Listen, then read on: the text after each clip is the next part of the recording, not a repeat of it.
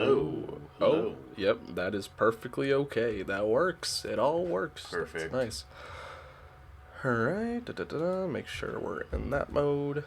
This is the nice little part that I never cut out of YouTube because it's just too much work for a good 1 minute of relaxing banter.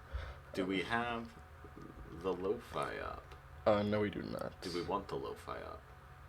Maybe. No, why not? Nah, copyright strikes are too strong. Very well. Yeah, that good 0 viewers were rocking. Woo! Yeah, baby! Alright. Alright, so a good thing to get into first.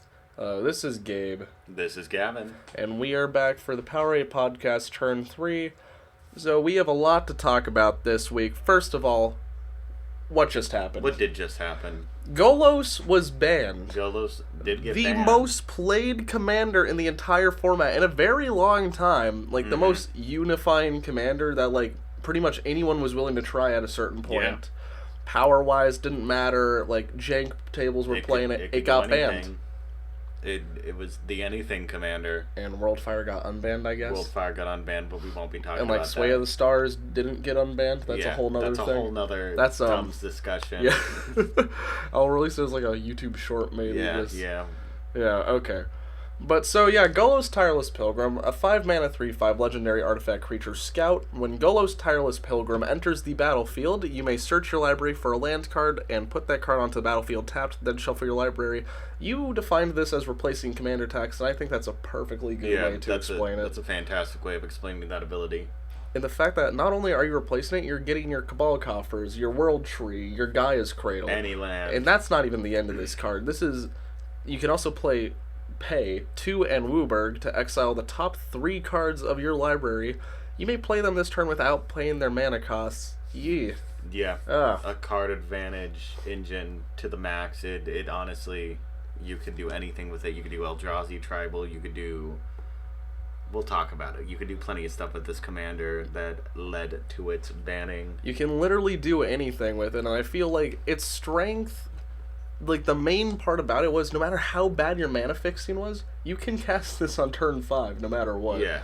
Even if you don't have fast mana. If you don't, like, even if you have tapped lands, if you just hold that one basic in your hand back for turn 5, you're still casting Golos. And ideally you're able to search for a land that fixes your mana, and then you are only 1 turn away from activating his ability and potentially running away from the game. That's the disgusting part about it. If you can cast Golos, you can activate the ability, which is...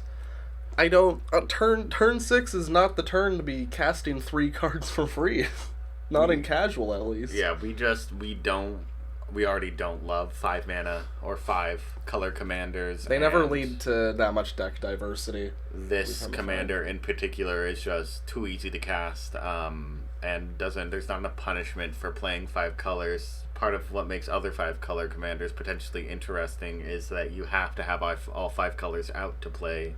That's the challenge. That's what you have to go after to actually be able to achieve your end goal. Like the new Niv Mizzet, the 5-color one. Yeah, that deck is wild because you have to run basically all multicolored spells. You have to have all the shock lands and all the dual lands. This one you can run, as I came to find, this is a very cool deck, Mono Black Golos. Yeah. And you can just search for the World Tree and then start activating that ability. And you have an entirely mono black deck, but it doesn't matter because Golos just gets you anything. It's too much for too little. What make 5-color commanders interesting in the past of Commander is how limited that they were. You could play, a Tagata? Yeah, we had Tribal, we had Voltron with Chromat. Yeah. Just all these weird deck ideas that were so narrowed that they're actually pretty unpopular commanders, and most of them became more popular with, tribal themes like Morophon, Slivers, Dragons. But that is why we are talking about Golos today, because this is a very, very interesting decision on the side of the Rules Committee, because it is the first of its kind. Yeah. We've seen bans of legendary creatures in the past, but this, in our opinion, is quite a different banning. It's the most radical. It's the most radical. They just took the top of the tier and cut it off. Yeah, so to start off, we have to talk about what made a commander bannable, like, pre-2021. Mm-hmm. Like, this is back when commanders got banned far in between, and they still do. They still do. We're not saying that the rules committee is, like, hacking and slashing their way to the top. Mm-hmm. But we should start off by what was considered, like, bannable in 2016? 2016, 17. I wasn't playing Commander at the time. Yeah, like, the first time Leovold was printed, and then pretty much instantly got banned. Mm-hmm. I actually opened Leovold in a pack, and what he does is he is Sultai, black, green, blue. For a 3/3, each opponent can't draw more than one card each turn, and whenever you or a permanent you control becomes the target of a spell or ability an opponent controls, you may draw a card. Yike. It's all about that first ability, honestly. You wheels. just wheel. Just constantly wheel. This was discard. the control deck commander. Yeah, no, this was, I never played against this commander. I started playing Commander in 2019, a little too late. However, I can see exactly why this commander was banned. Gabe, did you ever play against this commander? Oh, I played it. Yeah? I brought it to a lunch table, and one of our old mutual friends actually grabbed it and threw it on the floor. The commander or the deck? The deck. Ooh. Yeah. That adds up. That makes sense. I was playing this, and I had just cast a Windfall, discarding all of our hands, and I drew, I think it was 8, because I had 8 cards in hand. I had 9 total, but I had cast the Windfall. And then everybody else drew 1 card, and this man was so filled with rage, in the middle of this art classroom during our lunch period, grabbed my entire deck and chucked it at the ground. And I could be, like, over-remembering it. Maybe he just, like, lightly knocked it.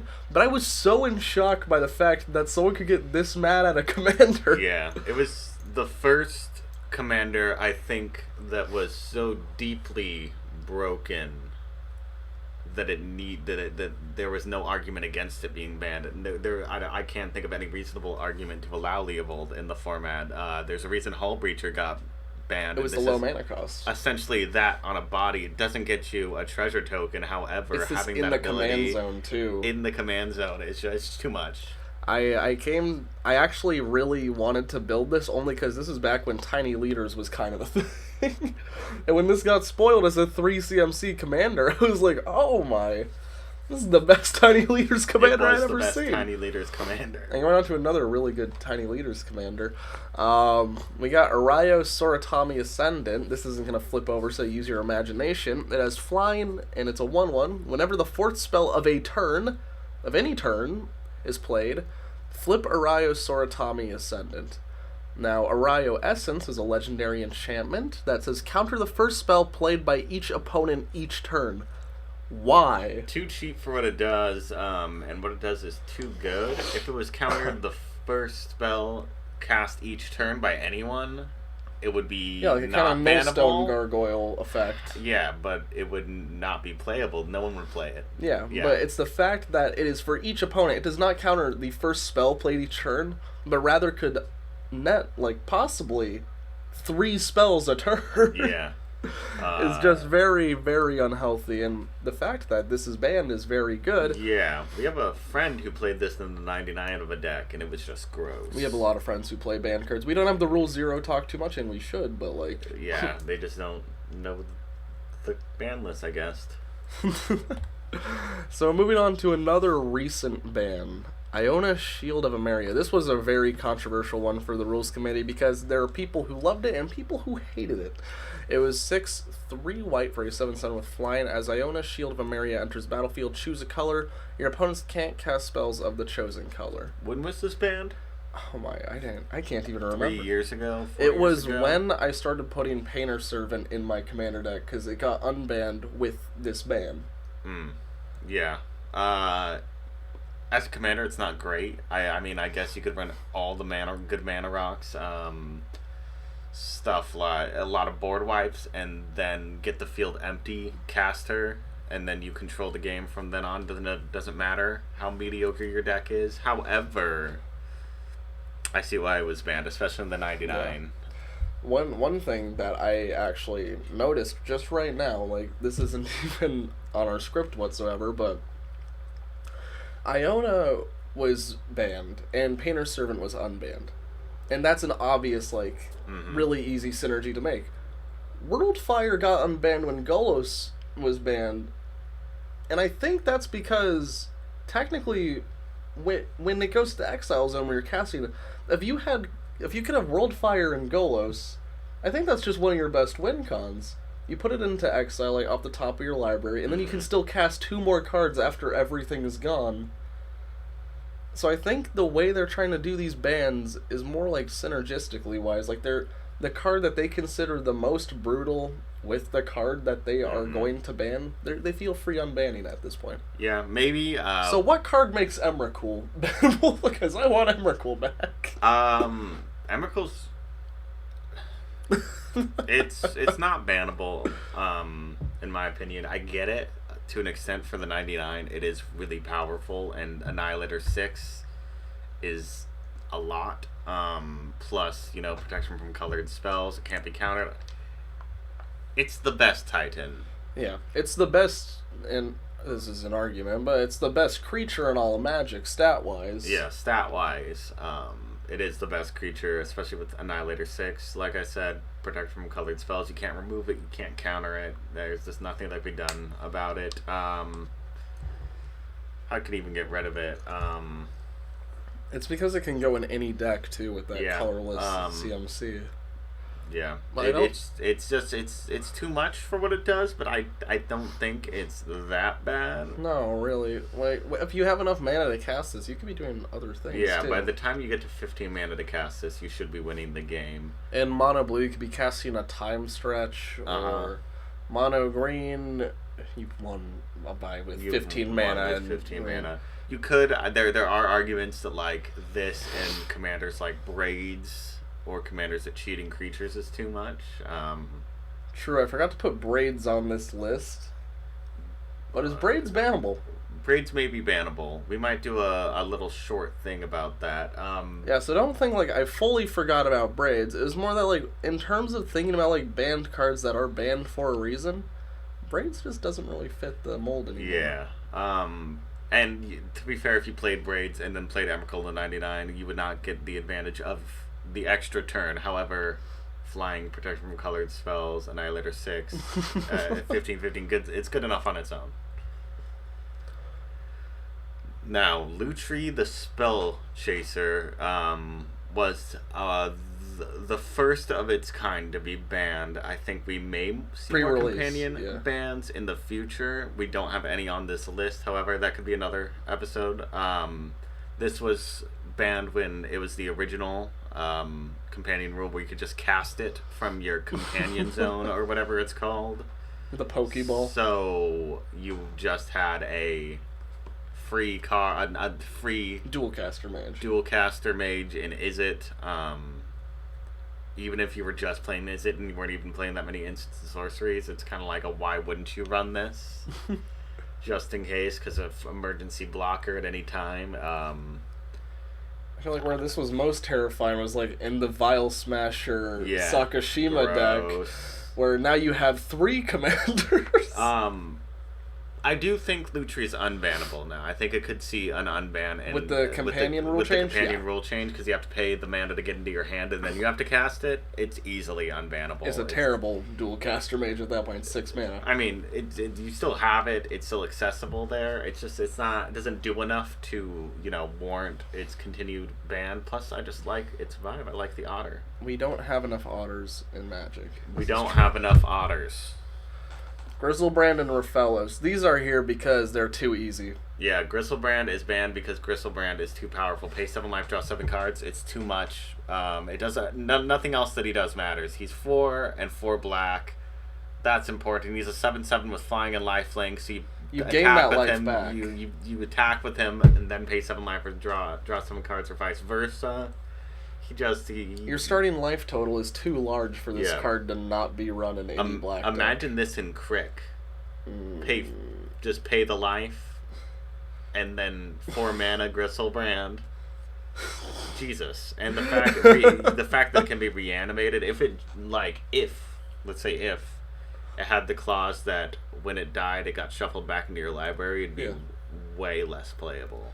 That's actually a true point to it. It'd still be playable, don't get me wrong. You'd still run it as your commander in some decks. However, the amount of playability it gets from the fact that you can entomb it and then reanimate it for 2 mana and then just start paying life and drawing cards like it's nothing at any time. Maybe if it said once per turn you can do this, or pay 7 life, draw 7 cards, discard 3 cards or something like that. Just some disadvantage. Some drawback. There's no disadvantage to playing Gristlebrand. 7 life isn't drawback. This is, I think, at the point where they kind of looked at demons and looked at Pit Fiend, and they're like, you know how you used to make deals with demons? Like, yeah. What if you just didn't? What if every deal you made with a demon was actually giving you a back massage and a free ticket to Maui? Yeah, that's like if you cut off your arm, gave it to him, and he gave you a better arm in exchange, along with a ton of other things. The price of the cure of cancer is I give you cancer. He chops off your arm and he gives you an automail arm. And you're just cooler, and you get other bonuses as well. That's essentially... And your brother's put in a suit of ethereal armor. Yeah, not even a consequence. Alright, then we got Rafello's Llanowar Emissary that rewards you for just plain green. Yeah, it's somehow more broken than Gaia's Cradle, I think. It is. Which is because lands are less interactable. I think, we haven't planned next week, but maybe we should do an episode on cards in the 99 that could be banned. Yeah, because I think that could be a fun time. Cards that could possibly unban, too. Sway of the Stars. But Rafellos, it's 2 green, and it taps for 2 green minimum. Yeah. And then every turn, ideally, you're making your land drop, and it just grows and grows and grows.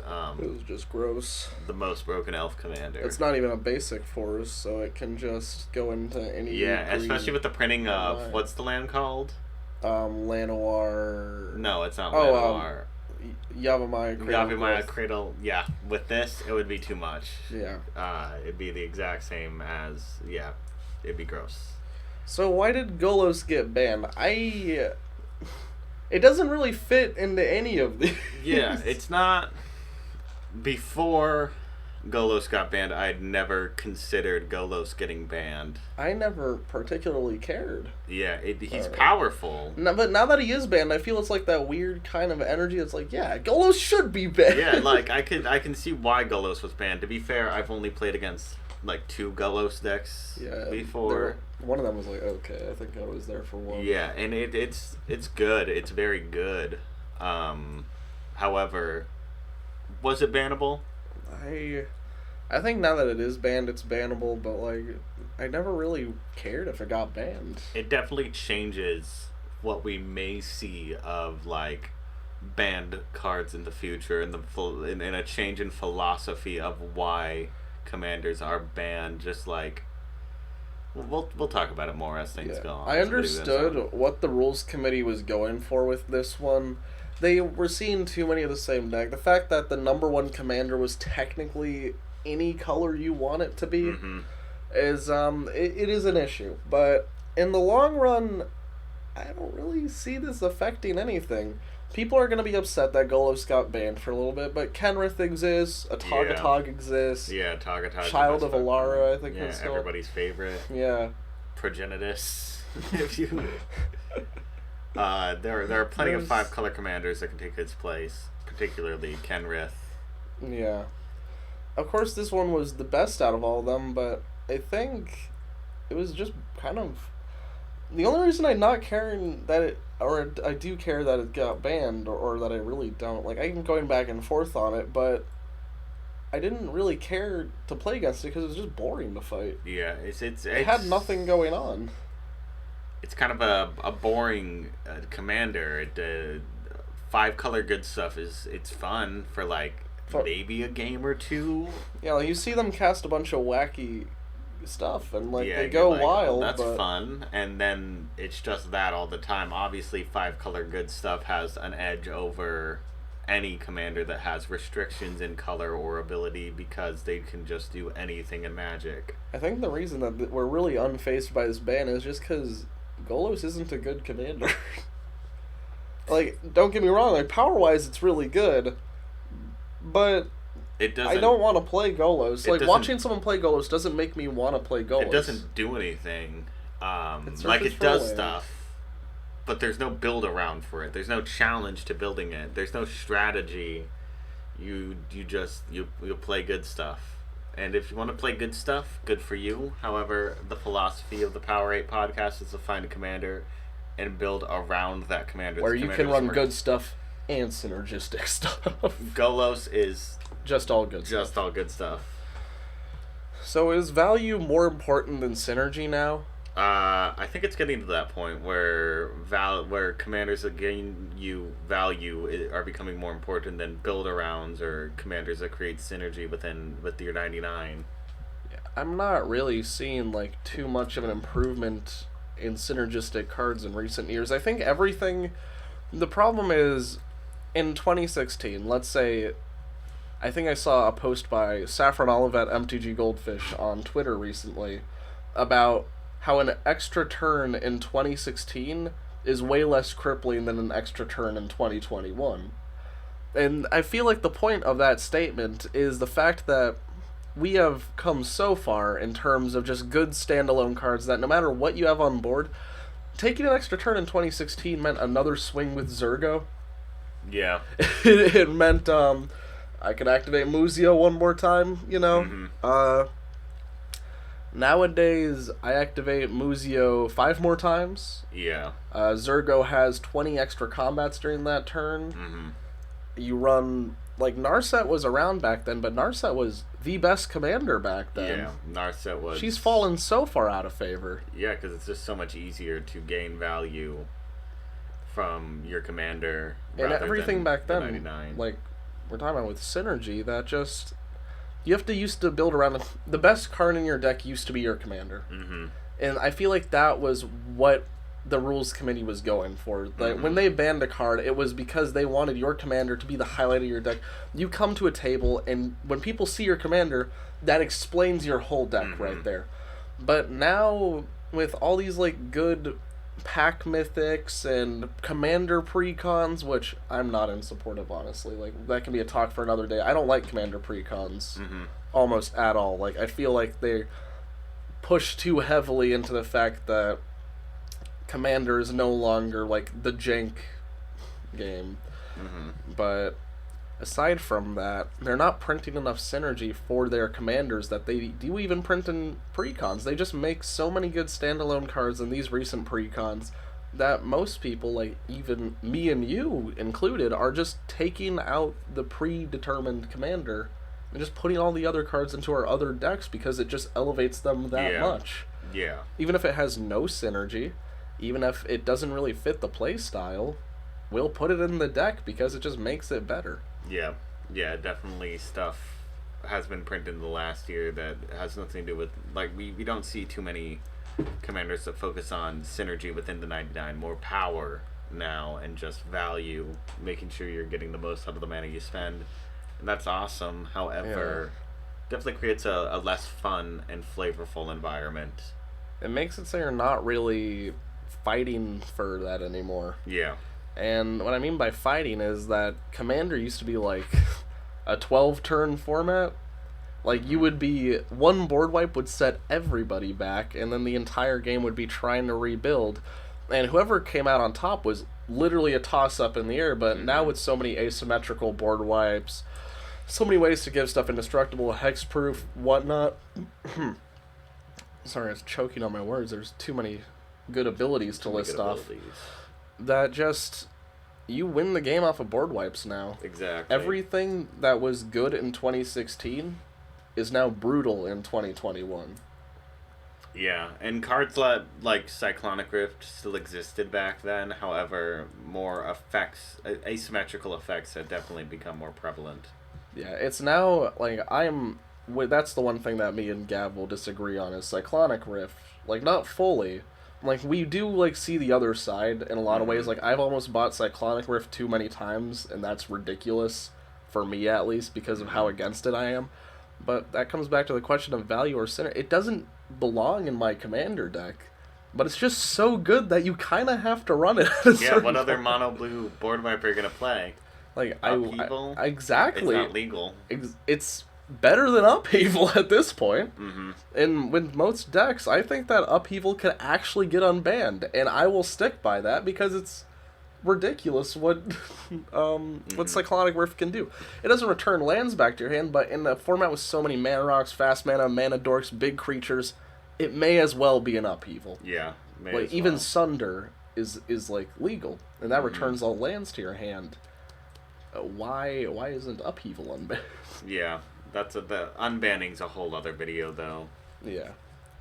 So the goals of the rule committee that we really got to get into is why are they doing all this now, out of any time? Yeah, it's a good question, and I'm thinking it's just because the power level of Commander has been pushed, and I'm sure they've been sitting on the Golos ban since it was printed, just, trying to see if self-regulation actually works with whereas it probably doesn't anymore. Do you know the Planeswalker story for the rules committee? No, not off the top of my head. Okay, so a while back when Lorwyn came out, a lot of people were asking the question when Planeswalkers were first revealed, would they be legal as commanders? Mm-hmm. And the rules committee set a very blanket no. They said that since you can't really destroy them with creature removal spells, there were no Planeswalker removal spells at the time, that they were just too good and really they didn't belong in the format unless they were in the 99. I believe it was 2 years later, Magic printed the precons that were commanders that were Planeswalkers. Yeah. And the rules committee, of course, had no say over this, couldn't really go against it. They can't just ban a pre-commander product. Yeah. But I feel like Wizards is starting to meddle a little too much in what the commander format is. Like Jeweled Lotus, Dockside Extortionist, all these cards that were designed for the format are just too strong at this point. Yeah. And while I came into Commander when it was no longer the jank, just build with what you have format that it once was, I came in when made for Commander cards were running rampant. When I came in was you came in with Vial Smasher, right? I came in in 2019. Pretty soon after I started playing was when Commander 2020 was released with all the free spells. Oh, right. With Fierce Guardianship and the rest. But I agree. I don't think there's anything wrong with some made for Commander cards, especially big, splashy, weird spells that wouldn't work. Oh, the big 9-mana sorceries, I love those. That's you know that scene Ratatouille where he eats he eats grape and cheese and he starts seeing the colors and stuff. Yeah, that's me going back to my childhood, being like, oh my god. Yeah, there's some. Wait, and then there's also the childhood scene. And then they can make cards specifically benefit playing multiplayer that can't exist within a standard set because it's a 1v1 format. Yeah, and those are welcomed. However, when it comes to cards like Fierce Guardianship and which is just basically forcible. I was so against Fierce Guardianship. I own one now. It's the best counterspell in Commander. Even now owning it, I still think that there's a chance that it should just be banned. There's a chance. If it countered all creature, or if it countered anything. If it countered anything, it would have been banned. It would have been banned. Hands down. If it can ban a commander, then it's out. I don't think it will get banned because it's good. It's not the most amazing card though. If you don't have your commander, it's literally just a cancel. Yeah. A slightly more playable cancel to be fair because it's 2 and a blue. But there's go ahead, Gabe. So at this point, the rules committee is more just at the mercy of Magic, Wizards of the Coast. Yeah, they're not really. They're involved with R&D now. They made this statement with the Golos ban that from now on they're going to be a little more hands-on with R&D. But that still means that we have 2 more years of cards to be released. Yeah, two more Commander precons, dare I say. that are out of control. What are we gonna see? For what could be like a 0 mono mana black Urza, like a 0 mana Mox that taps for colorless? Actually, I do think that's possible. I'd love that. That'd be cool. Amazing in both of our decks. That sounds amazing for our decks. I think we should continue before we even get too into that idea. So who is next? Wow. All right. With the Golos ban, this opens a whole new world of possibilities. They showed today, last week.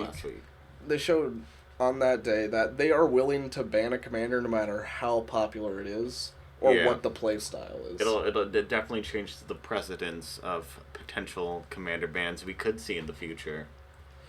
So now we're going to get into 8 commanders that we think could possibly be banned in the future.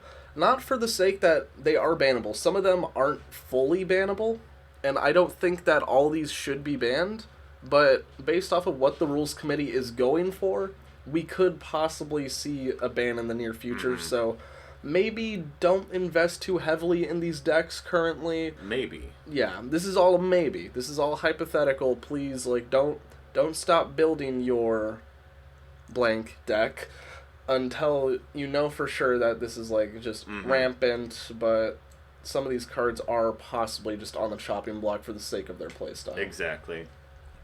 Moving on, first we got Obeka, Brute Chronologist. I got the text message from Gavin showing me this card at 1:12 at night, 1 in the morning, and he was like, put this on the list, Gabe. And I didn't really know what to think about it, because I hadn't really looked at an Obeka list too much since she came out.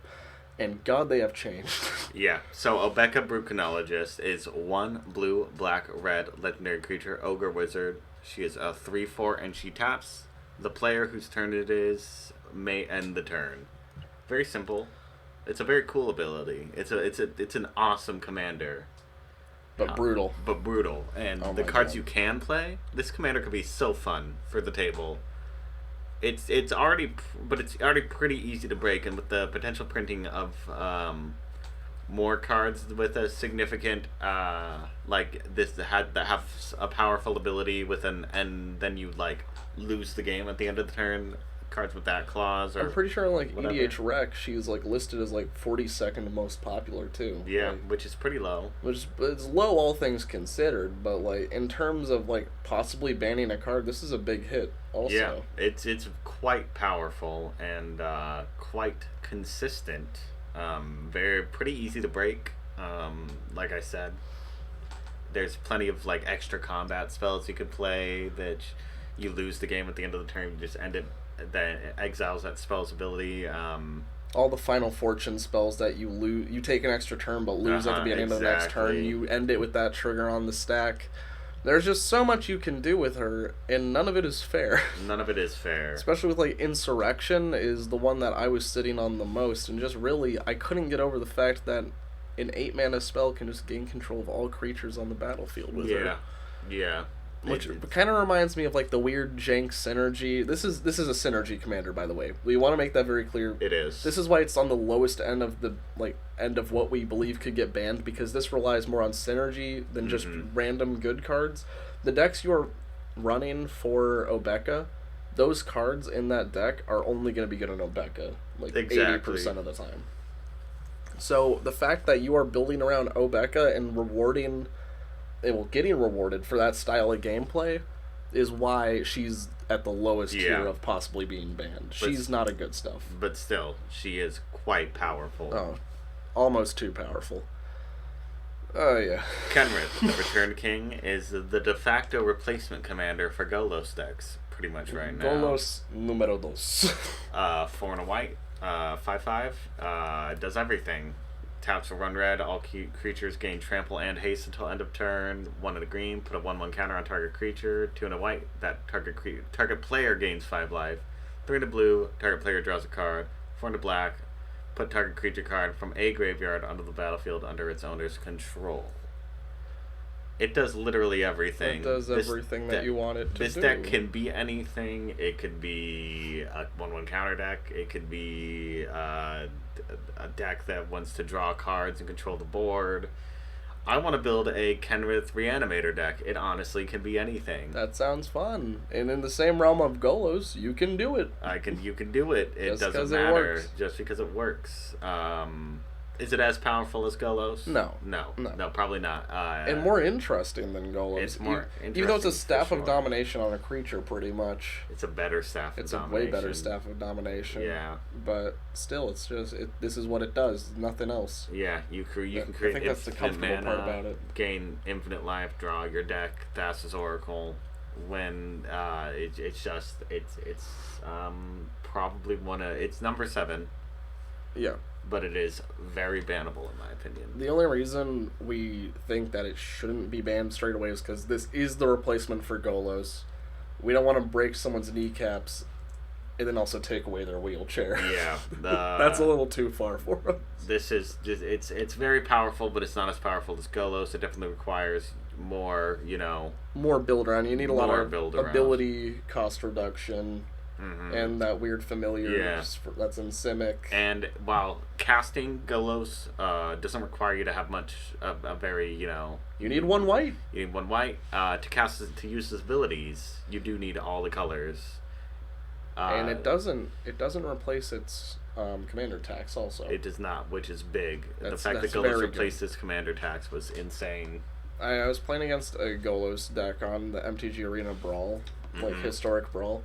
And the fact that every time I had killed their Golos, they just went up 1 land felt like I really wasn't waiting anything. Yeah, and who knows how many turns it had been since they cast Golos last. They might be ramping them out farther.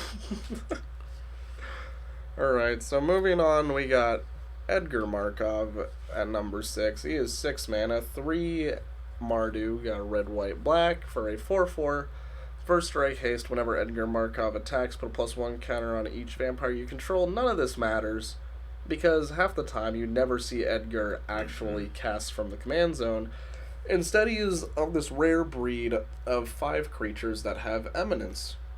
Yeah. And Eminence is whenever... It's an ability that's always in play. This is practically a, what would you call it, an emblem. Yeah. It's an emblem in the command zone.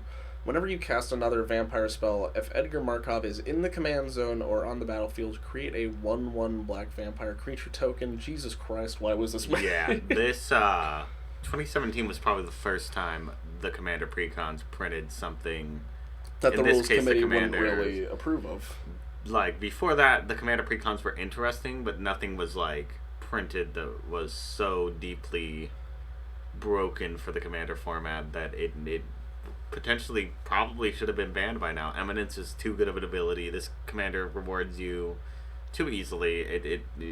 You're just playing vampires, getting more vampires, sacking them, getting value. It's a fantastic commander. It's the best vampire commander. Reward is even a strong word for it. Like, this is, you already have the bag of treats in your hand. You're just shoving chocolate down your throat in front of your opponents before you even start the game. It's wild. The fact that this commander was ever printed is insane to me. Like, a 1/1 doesn't seem like a lot at first, but once you have, like, sack outlets are a big thing in Commander. And Ashnod's Altar is your vampires pay for themselves. Yeah, and you play all the 1 mana and 2 mana vampires, and they each come in with an extra vampire. You play 4 vampires in a turn. You have 8 vampires. And one of them is probably a lord. One of them's probably a lord, or you have a Vanquisher's Manor, or what else? Or is that what it's called? Yeah, it is. And Captivating Vampire, that's just giving you free fodder to gain control of creatures. It's wild. There's just too much going on with Edgar Markov, and at this point, the fact that he hasn't been banned is just appalling. Yeah, in most senses. I do agree. Eminence is an ability that should have never existed. Like, I like Arabo. Like, Arabo is a really cool cat commander. And definitely, like, the lesser of the Eminence kind of field. But the fact that, like, it still has Eminence still puts it very high up on the power tier. Yeah, Eminence just should have never existed. Probably, period. Yeah, no. Atrax, hey, we went back to a local game store for the first time in a year to play some Commander. Mm-hmm. And one of our first games was against an Atraxa. Yeah, one of my good friends, Zechariah, plays Atraxa Super Friends, and it just gets out of control so quickly. There are some planeswalkers that were never meant to gain loyalty. And they weren't meant to gain loyalty for a reason. And the fact that she's Flying, Vigilance, Death Touch, and Lifelink as well as that ability is insane to me. Flavor-wise, she's very cool. It's great. Like, Urabrask escaped, and now they're all mad and sending her after. Mm-hmm. Like, I love that. It's cool. Still, but it should have been printed. Yeah. I don't like 4-color commanders as a I rule of thumb.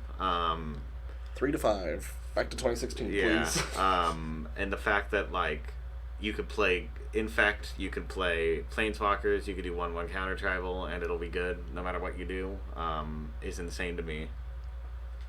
And it only cuts out red. This cost only cuts out red, which is good, but it cuts out the color with the worst with the not the worst commanders, with the lesser planeswalkers than the other colors. Exactly. So you can run Jace the Mind Sculptor. You got Garruk. You got Gideon for some ungodly reason. Yeah. Probably Elspeth's son's champion, if we're being honest. Screw it. You got the mono blue Teferi that takes extra turns. You got the whole dang Gatewatch lining up. Just the ones with anger management issues are being left behind. Yeah, with this one. it's too much for 4 mana, especially, and the fact that, you know, what's the mana rock that you can put? It's 0 mana. It's over like something chalice. Oh, Overflowing Chalice. Chalice yeah, with the proliferate. It's dumb in this deck. Yeah. It's dumb in this deck. So good, but it's dumb. Moving on to 4, we got Narset, we actually talked about earlier. The fact that she has died down in popularity does not mean that she should not be banned. Yeah, she is not played very often anymore. I've never played against an Narset deck. Oh, I have. You have? Oh my god, I played against Narset extra turns every day at lunch for almost a year. Who was playing that? I don't know, I think it was maybe Zen or 11 or something. Gross. First strike, hexproof. Get into the mana cost first. 3 blue, red, white. First strike, hexproof. When she attacks, exile the top 4 cards of your library. Until end of turn, you may cast non-creature spells. Exiled with Narset this way without paying their mana cost. You just take all the extra turns, all the extra combats. You play her. Ideally, you have a way to give her haste by then. Yeah, you have and then Swift you just, Boots then you just swing, and then you just win. You just win the first time you swing. Yeah. Like 9 times out of 10. and that's just too much for... Like, it is a 6-mana investment, which these days is expensive. If you remove her once, she becomes significantly less good. But you're not going to remove her. You're not going to remove her, because she has hexproof. Yeah. You'll have to... Like, I don't know. Perfect ability that was invented by Magic. Yeah. With no downsides. Like, the only way... What? How can you stop her once she's played? A Cyclonic Rift? This is true. Yeah. This is true. This is a good point, Gavin. Good plug. Yeah. Cyclonic Rift. Not bannable. Alright. For our third pick, we have Stacks. We had to hit on it at least once. This is all you, Gabe. So Grand Arbiter Augustin the Fourth is 2 white-blue for a 2/3. And white spells you cast cost 1 less to cast. Blue spells cost 1 less. Effectively, your multicolor spells are going to be costing 2 less. That's the way that ruling works for those of you who are not familiar. And spells your opponents cast cost 1 more to cast. Now, it doesn't seem like a lot right now. But when you put it in terms of your deck, Stacks commanders have traditionally been, you run a good creature with good Stacks pieces. This is the best Stacks piece in your deck, automatically. And it is just a little too much to deal with. The fact that it is giving you cost reduction, so you can run all those smokestack abilities, even sacrificing your lands isn't going to put you as far behind as it is for your opponents that you are already increasing their costs on top of that. It's just too much, and too much. There's not much to go with it. You're just playing Stacks. You're not playing anything The else. fact that you can play a Thorn of Amethyst, and ideally you're not getting affected that much by it. Oh, I don't think you'd get affected by all. It'll just even out and just screw your opponents over more and more. And it's the best Stacks commander probably. There are a few exceptions that may be better. However, I could very easily see this commander potentially being banned sometime in the future. Yeah, there aren't too many Grand Arbiter players because most of them don't have friends anymore. Yeah. and so you won't hear about them, but they exist. Yeah, and as Commander goes on, the power level raises more and more. You're going to be seeing a lot more of them. As been shown, people care less and less about that Rule 0 conversation and self-regulating. Hence why Golos was banned, because people weren't having that conversation. People weren't having that conversation. They just were playing whatever they wanted. We're going to see more Grand Arbiter, most likely. I mean, like, I don't have that conversation. We don't have that conversation too much, but we're playing Dolichos and Muzio. Like, yeah. When people see our commanders, they don't feel threatened. They don't even want to have that talk. They're just like, okay, whatever. Yeah, and that's fine. That's fine. We'll kill them either way. Yeah. Like, it's okay. 2, we're kind of back to stacks. We're kind of not. We're back to Storm. We're back to anything with artifacts. Yeah, Urza, Lord High Artificer, 2 blue. When he enters the battlefield, you create a 0/0 colorless golem artifact or construct artifact creature token with it. This creature gets +1/+1 for each artifact you control. Tap an untapped artifact you control. Add blue.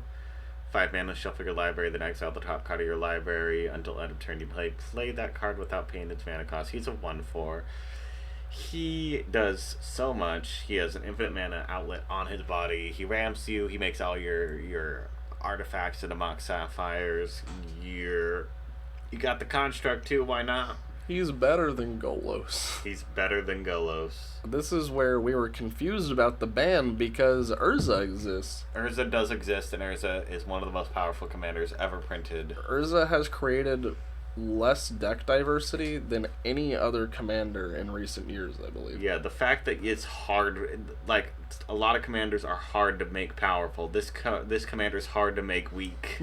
Like, we were talking about, like, a non-artifact Urza deck that, like, makes, like, a lot of artifact tokens, but that's still good. That still sounds pretty good, because you're still going to be able to tap them.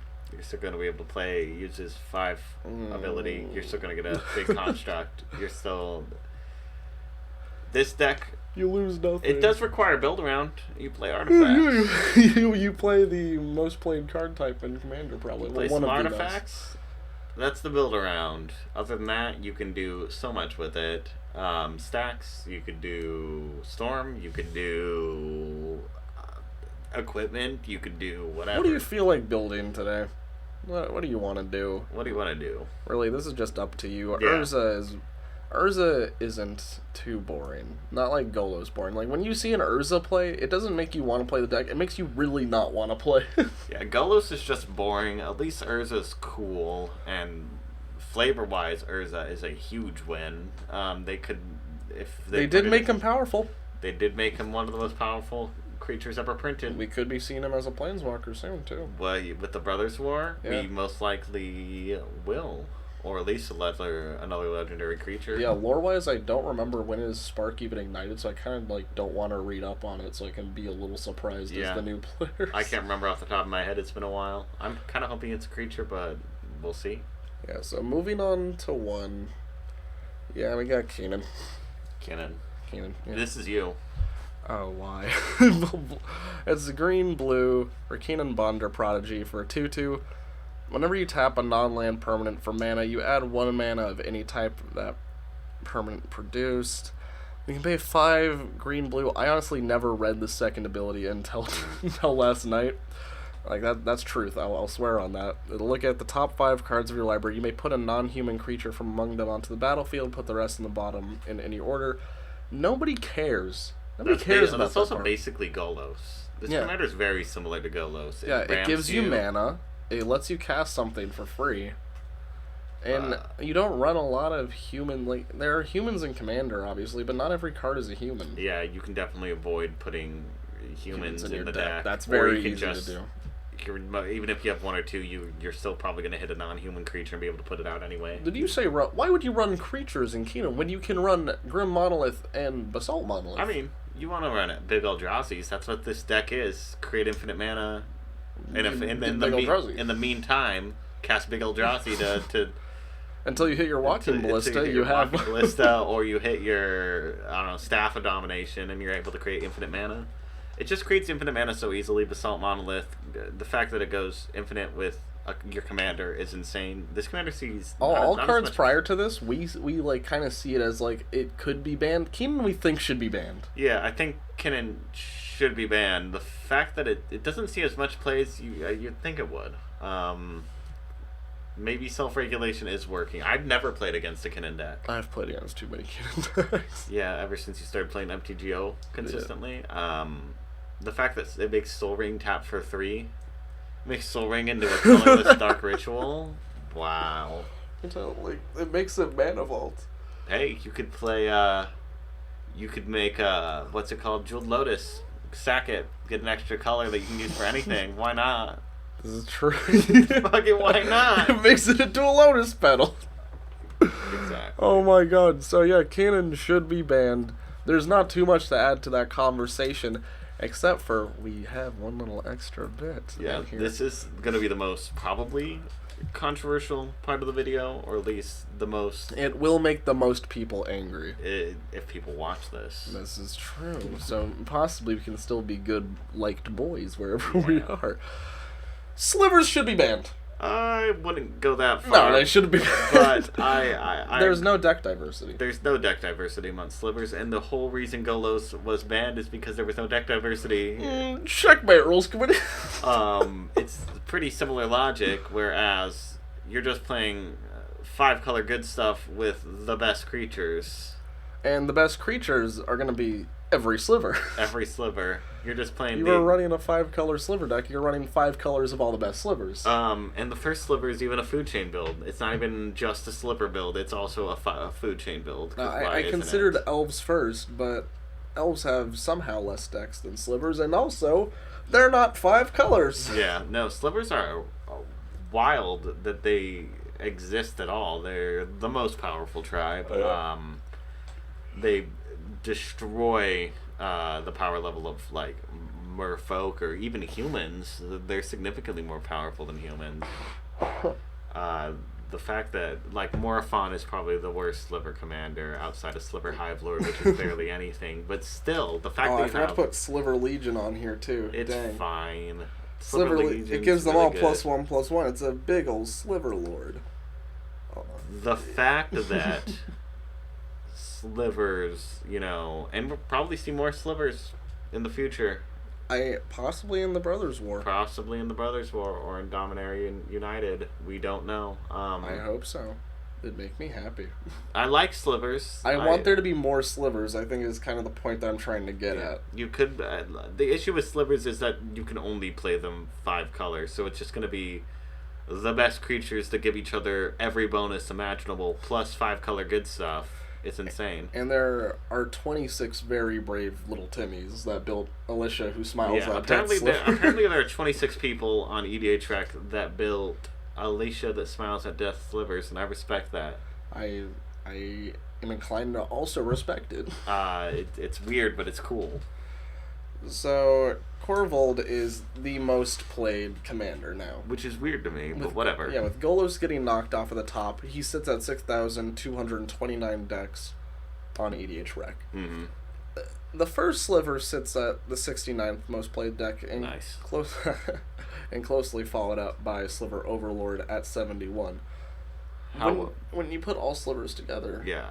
That adds up to 3,977. Yeah, all sliver decks are the same. They are. That's not even controversial. They just are. They're the same. They're the exact same. Outside of the first sliver, if you're building that food chain, that's a little different. However, they're all the same. Like the theoretical rank of them is 12 because they're all the exact same deck in my eyes. Yeah. I did not there are more. Because some people do not label it as a tribal deck, but that's just a random clerical error that they forget to do. But theoretically, they sit at rank 12 with this number. Just above Marin of Clan Neltok, who is a very popular commander too. But that's a little high for a 5-color commander. And the Ur-Dragon, we talked about this earlier, me and Gav, about how dragons are the most diverse tribe, basically, color-wise. Yeah, for 5-color commanders. Yeah, because every single dragon does something different. Yeah, and, you can play dragons as a They work as non-5. Some people play Selesnya dragons. Rakdos used to be a really popular one. Yeah, I see Boros dragons. I see plenty of dragon builds where it's not 5-color. The issue with slivers is... 99% of sliver decks are going to be 5-color because they have to be. They're the only sliver commanders. Yeah, maybe. Aside from Alicia, who smiles at death. Maybe they'll print a 4-color sliver commander, but that doesn't matter. They're just gonna cut out blue to make it less powerful. What are they gonna do, Blue Boy? Take away your Ristic study? Like, 4-colored commanders already are too much, and I don't want that either. Ban the first sliver, leave the rest. That's my opinion. Yeah, because it's also a food chain commander, so you're gonna lose the least from banning it, because it actually bans something that's not just slivers. Maybe the Sliver Queen, is that the one where you can the reserve list one? Yeah. Yeah, maybe ban that because it's inaccessible. Yeah, maybe ban that one just to prove a point of going, hey guys, please don't build slivers. We're not telling you that not to build slivers or that slivers are. We're just saying that in the patterns that the rule committee has been setting, slivers are obviously never going to ban a sliver commander. No, and people hold tribes too close to their heart, so nobody's gonna want to mess with that. Golos is a scout. Who plays scout tribal? I mean, upcoming deck tech. I think Richard on MTG Goldfish played it once. I'm sure he did. Richard's a mad lad, that one. But aside from that, tribes are just hard to regulate, and tribes that are literally built to be good stuff. There's no way that slivers or any of the sliver commanders will probably ever get banned. That's why they're at the number 0 spot, just as a topic of conversation. Yeah. Because the same logic that was used to ban the Golos can be used to ban 5-color slivers. All sliver commanders, technically, they don't replace their commander tax, but the first sliver, you're replacing it with 3 slivers probably. Yeah. With the Sliver Queen, you're just getting a bunch of 1/1s, but they're not 1/1s. They're coming out as 5/5s with indestructible haste, flying, vigilance, poisonous 1. They got flanking for some reason. Why not? One of them has shadow, I guess. You can sacrifice it to gain 3 life. Pay 0 to flip a coin. It phases out until the end. Might as well print a sliver that gives them Annihilator. Why not? Are you talking about Slivdrazi Hive Lord? Yeah. Why not? Why not make that legal? Make it legal. Make it legal. This is our point. Make Slivdrazi Hive Lord legal. But so the solution, there won't be one for 2 years. I don't know. I don't know what the solution to this is. The fact that the change in potential ban philosophy going forward, where just trying to cut off good stuff commanders. I don't know. We don't play good stuff commanders, so we're not too worried about it. However, we run some good stuff cards. We do. And cards in the 99 are obviously a different situation than the commander itself, but will we see more bans of commanders in the future? Is it going to become a more common practice potentially? With the rules committee now being involved with R&D for commander products and some Magic the Gathering sects, we're a little hopeful for the future, but since with how rotation and sets work, since it's pretty much on a 2-year rotation, so they can print the cards, so they can box them, so they can have the full R&D cycle go through it, we still have probably 3 more commander precons that are going to be unchecked. And power-wise. Stuff like Devil Masters, or not Devil Masters. Triple Masters? Commander Legends 2 is happening in that time. And that is before R&D that's before welcomed in the Rules Committee. Lord knows what we'll see in that set. It is a Dungeons & Dragons set, so that might show that it's going to be a little lower in Do you remember remember our campaign when Clement and Melik met on Mono White Hole Breacher? Yeah. Yeah, that's my favorite D&D character, Mono White Hole Breacher. Maybe we'll see a Mono White Hole Breacher. Alright, so that's pretty much our solution. If you're on YouTube, leave some comments down below about what you possibly think could get banned, why it should be banned. But aside from that, I think this is when we're at the end of our journey for today. Thank you for listening, and have a beautiful day. We hope you have a great day.